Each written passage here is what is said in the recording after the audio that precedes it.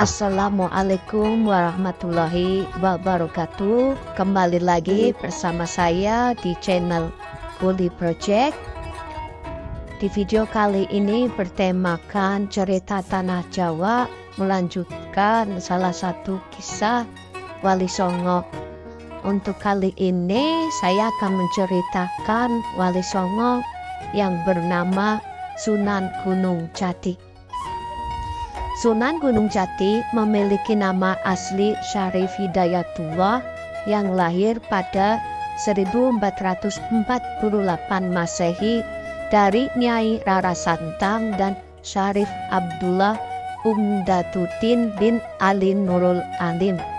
Ayahnya adalah seorang penguasa yang berpengaruh di Kesultanan Cirebon. Saat hendak menginjak usia dewasa, Sunan diberikan sebuah mandat untuk memimpin kerajaan. Namun beliau menolaknya.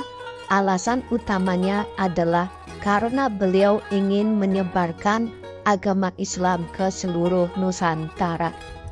Tempat tinggalnya semula berada di wilayah Timur Tengah, namun Sunan Gunung Jati ke Tanah Jawa dengan niat menyebarkan agama Islam. Popularitas Syarif Hidayatullah waktu itu disebabkan kepemimpinannya yang dianggap adil dan bijaksana. Ia bahwa memiliki pengaruh yang besar saat menyebarkan agama Islam di Tanah Jawa. Sunan Gunung Jati memiliki kemampuan yang cukup jarang dimiliki oleh ulama pada umumnya, antara lain yakni ahli bahasa, ahli menyusun strategi politik dan peperangan, ilmu kedokteran dan agama. Pada saat itu beliau sangat terkenal karena kemahirannya untuk mendeteksi berbagai gejala penyakit sekaligus menyembuhkannya. Warga percaya bahwa Sunan memiliki kesaktian untuk menyembuhkan berbagai penyakit atas izin Tuhan.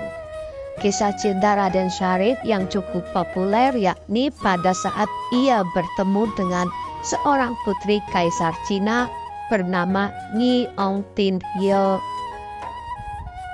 Pernikahan tersebut bermula ketika Sunan Gunung Jati berhasil menyelesaikan sebuah tantangan yang berkaitan dengan kesaktian. Sunan Kaisar mengajukan beberapa pertanyaan yang semuanya berhasil dijawab dan dibuktikan kebenarannya. Keberhasilan Sunan Gunung Jati dalam melewati tantangan tersebut akhirnya berujung pada pernikahan dan menuntun putri Nyi Ong Tin Hyo untuk memeluk agama Islam. Beliau juga telah berhasil mengislamkan ribuan prajurit perang yang berada di bawah pimpinan Kaisar. Dakwah yang dilakukan Sunan Gunung Jati melalui berbagai cara seperti pernikahan, akulturasi budaya, kesenian, dan sebagainya. Syarif Hidayatullah juga menyebarkan Islam melalui peperangan pada saat memperjuangkan Kesultanan Cirebon.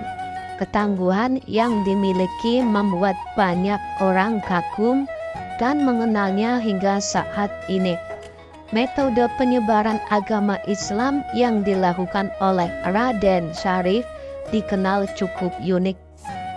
Hampir sama dengan wali-wali lainnya, beliau menggunakan metode kesenian yang mudah diterima oleh warga Cirebon.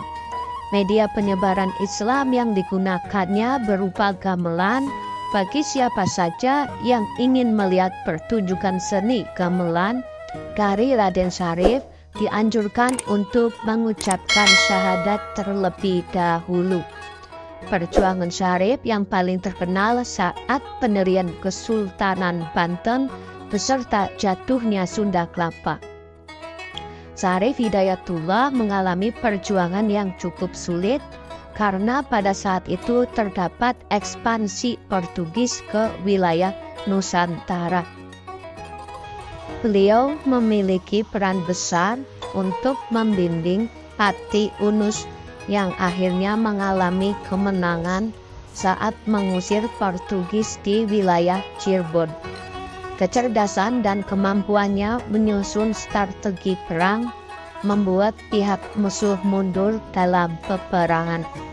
Metode dakwah Syarif Hidayatullah menjadi semakin halus dan ramah setelah ia pulang dari Mekah bersama putranya yakni Maulana Hasanuddin.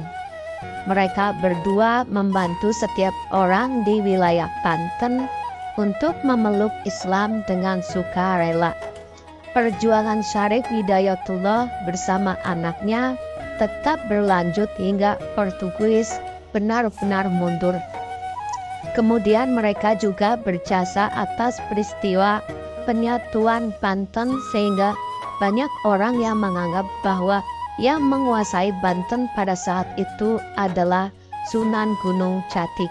Namun beliau menolaknya dan memberitahukan bahwa anaknya lah yang layak menjadi sultan.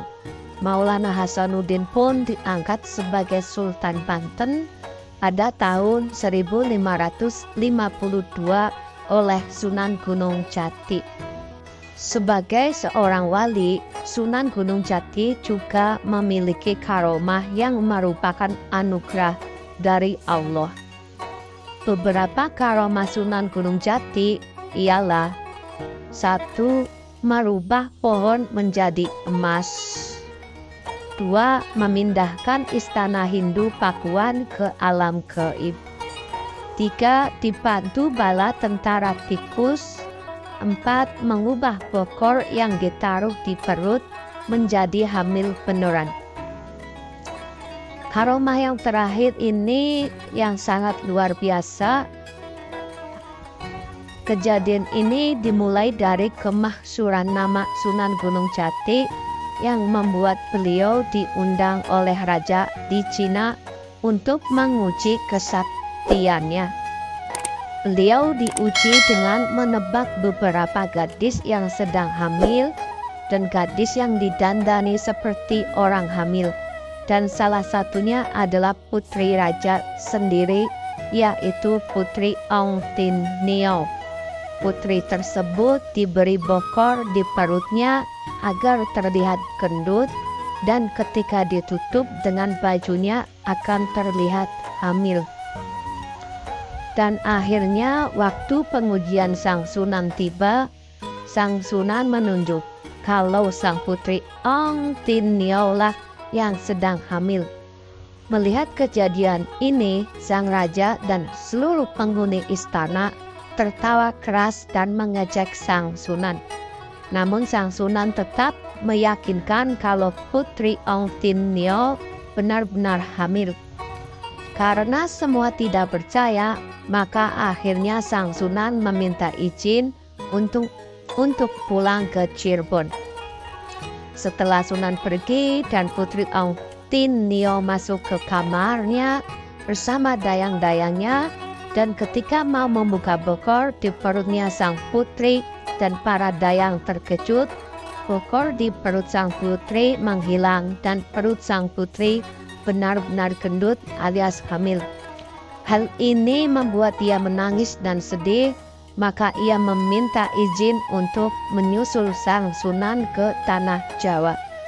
Sang Kaisar mengizinkan dengan diiringi pasukan lautnya dan beberapa pasukannya. Akhirnya sang putri bertemu dengan Sunan Bonang dan memohon maaf atas perbuatannya dan perbuatan ayahnya yang menguji beliau. Dan akhirnya Putri Ong Tin Nio menikah dengan Sunan Gunung Jati dan terkenal dengan panggilan Nyi Ong Tin Nio atau Nyi Ratu Rara Semanding. Sunan Gunung Jati diperkirakan berumur sampai 120 tahun.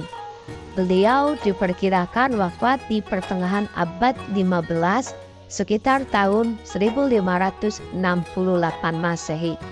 Beliau dimakamkan di sebuah bukit di daerah Cirebon.